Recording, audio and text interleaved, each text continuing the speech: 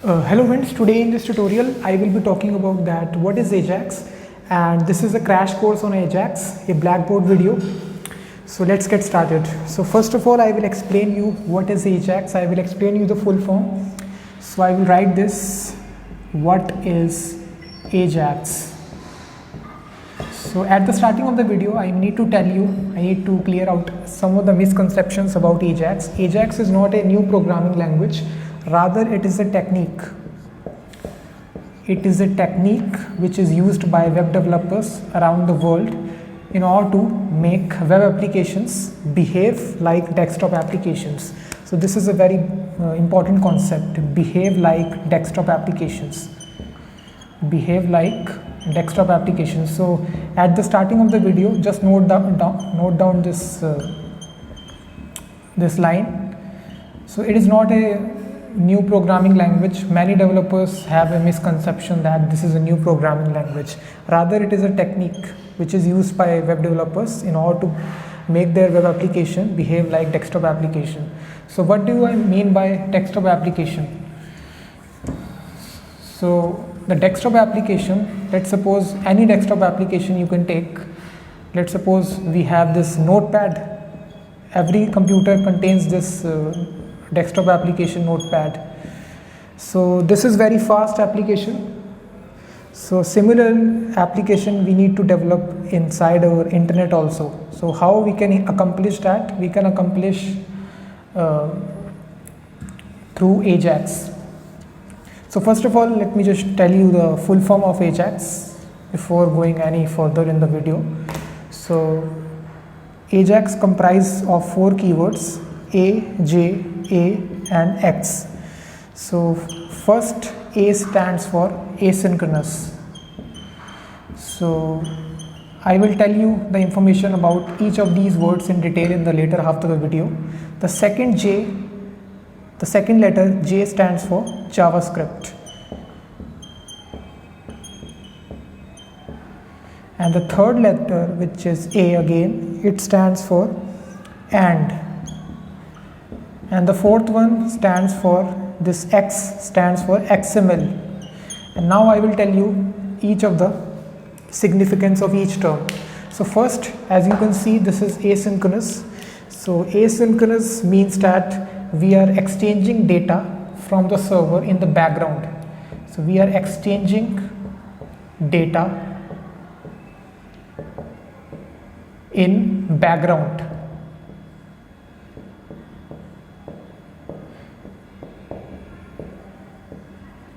So we are not making a new request just to get one portion of data. We are just making numerous number of requests in the background, so which will not affect the user interface of the application. Next term, which is JavaScript, it is the actual language, actual programming language. As you all know, JavaScript is a programming language. So in JavaScript language we write the Ajax code. That is why JavaScript is used inside this full form. The next term is AND. It is just a noun which is there. And the fourth term, which is XML. So XML, as you know, is a communication language. If you want to transfer any sort of data from a server, let's suppose this is a server and I need to communicate this data to our client, then we can use in that situation XML. So for this purpose we are using X here as XML. So many of you will hate XML. I also hate XML. I don't use XML at all. XML is very hard to learn and its syntax sucks. So instead of XML we use JSON. So JSON, many web developers use JSON. JSON stands for JavaScript Object Notation. So in comparison to XML, JSON is very much easy to learn. Its syntax is very easy. So many web developers use JSON in Ajax to transfer the data from the browser to transfer the data from the server to the browser. So if you use JSON, then this full form will change to AJAJ, Ajaj. So this will change from, let's suppose I use different marker, red marker.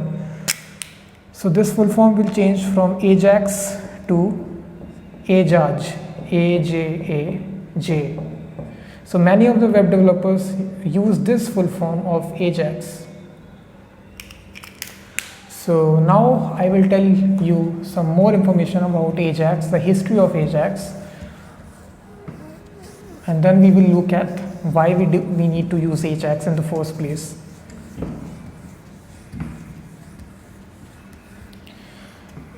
So as you all know, Ajax was introduced in the year 2005, roundabout in that year. So Ajax was introduced in 2005.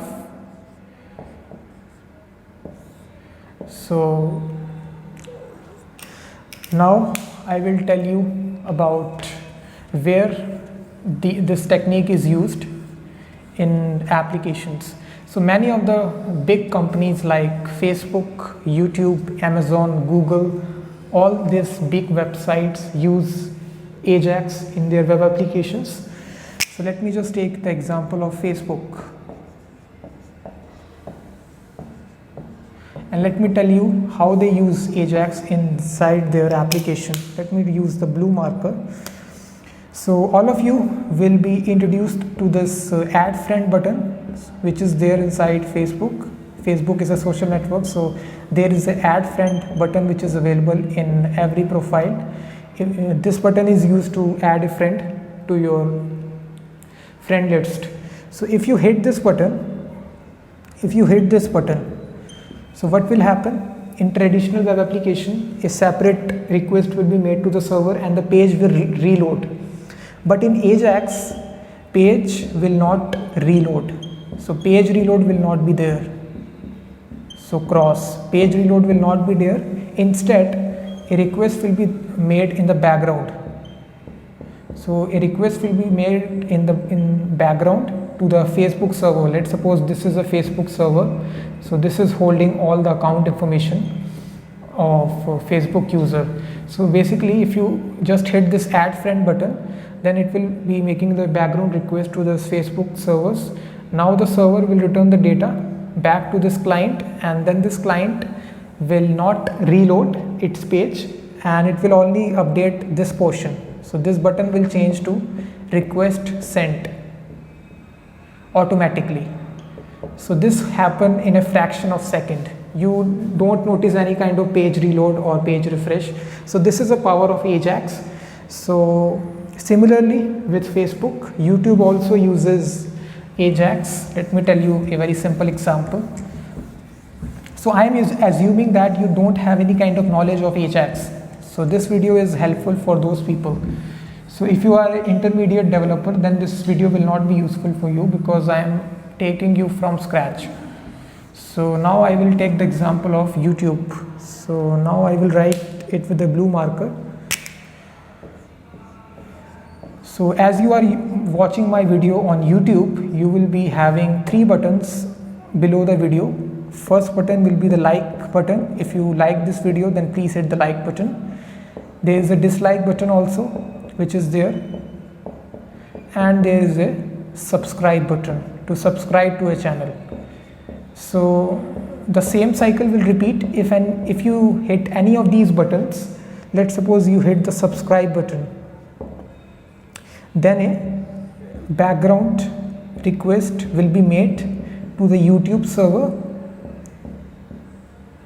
So this is a YouTube server, let's suppose. This is holding the subscriber information about my channel. Let's suppose I have about 8600 subs. So if you click the subscribe button, then my subscriber will change to from 8600 to 8601. So you will see this change instantly when you hit the subscribe button. So this is the power of Ajax. So you will not notice a page reload or page refresh. So this is the places where Ajax is used. So I was just giving you the concept. So now I will be telling you how to implement Ajax inside your web application. So the syntax is very simple, as I already told you at the starting of the video. So there is a series of steps which are involved in order to write Ajax code. So the first step is to make a new instance of the XML HTTP request object. So I need to tell you, let me just write this in bold letters, XML HTTP request object. So this is a backbone object of Ajax.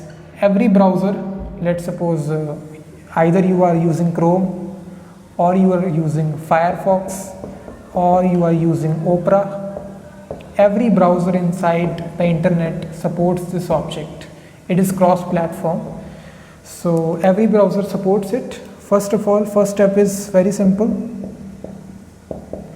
You need to make a new instance of it. So just make a new variable var xhr. Xhr stands for XML HTTP request object, and you will use the new keyword and then you will write XML. So this needs to be in capital letters, and then the request and a set of parentheses, put a semicolon. Now you have declared a instance of XML HTTP request object. So this is your object. So now with this help of this object, you can just make a simple get request or post request. You can either get some data from external server or you can post data to the server. So the methods available are, let me also show you the methods.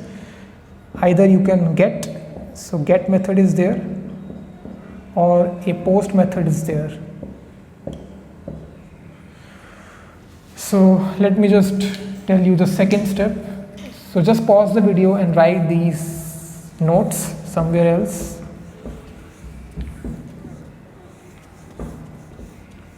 So in the next step, we need to use the open method which is there inside this object, which is xhr. So xhr dot open. So this method takes, first is the method name. So here we will use the get method. The second argument is the actual URL that you want to make the request to. So you will write the URL here inside double quotes. And the third parameter is the constant Boolean variable. So if you want to make your application asynchronous, which is if you want to make your application Ajax like, then you will pass true variable here. So most of the time you will pass here true. So if you want to make a synchronous web application which doesn't use Ajax, so in that case you will pass false here. But in most of the application you will pass true here. So just write here true. That's it. After making a request, after using the open method, now we will be sending the request. Sending the request to the server.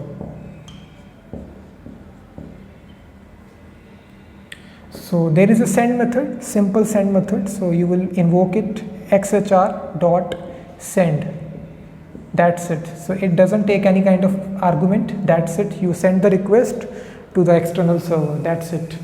So now the last step is there.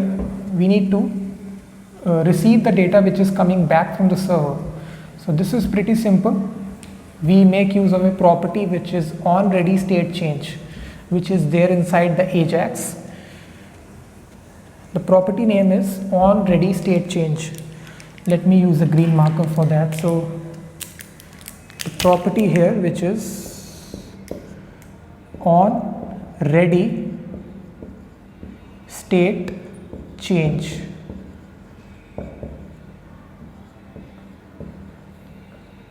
So this is a property, guys. So we will first of all check for this property if the state changes. So let me just show you the ready state property. So inside Ajax there is a ready state property. So if this property is equal to 4, in that case we get a response back from the server. And also there is a property of status. So if you have studied about HTTP status codes, then you will know that 200 stands for success, HTTP status codes. So if the status is equal to 200, in that case we have got a response back from the server. There are also some other status codes which are 404, 500, which is processing error, 403 as also. So in order to check this, it is pretty simple.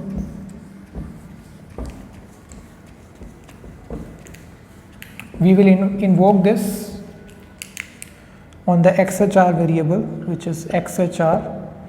Let me use a black marker.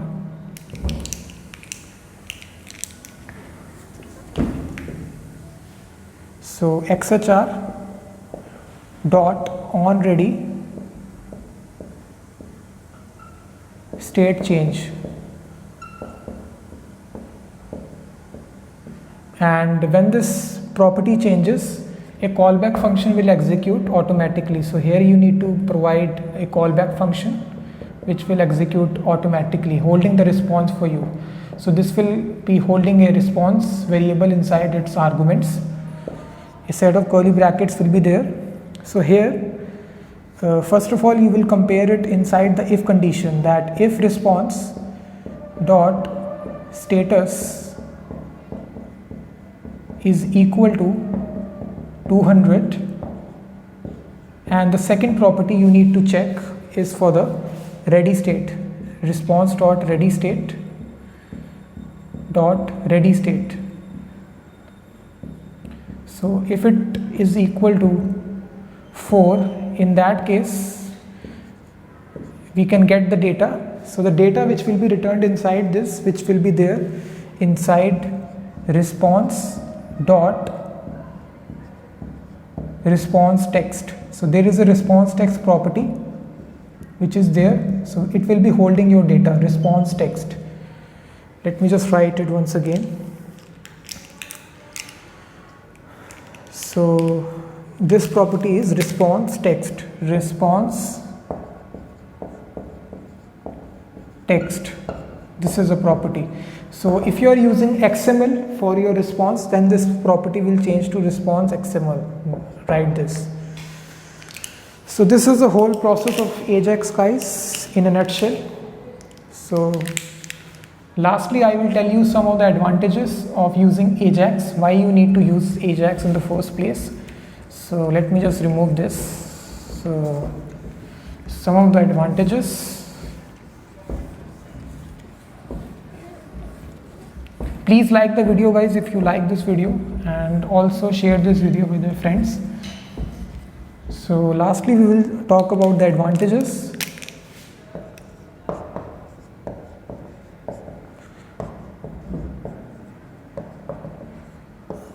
So as I already told you, easy to implement.